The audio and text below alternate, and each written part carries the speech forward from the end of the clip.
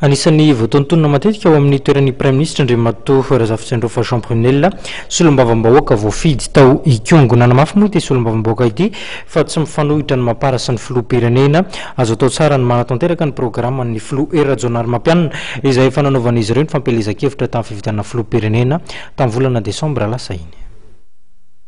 Ny zavatra azoko ambara aloha dia solombavambahoaka ao anatin'ny vondrona mampara ny tenako.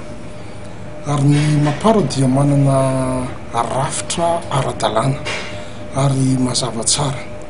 Misy fanapahan-kevitra iraisanao ary misy ihany koa soso-kevitra raisin'ireo mpitarika.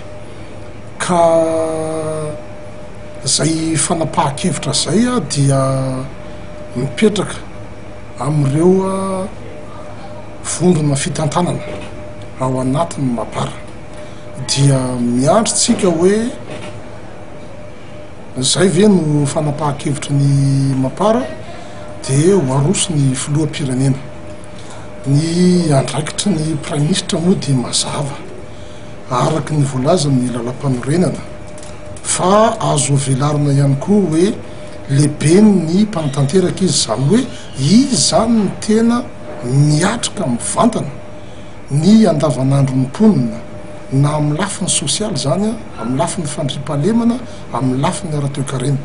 Ny praiminisiitra ny tena miatrika ny mivantana miezaka mamahan'ireo olana rehetra ireo.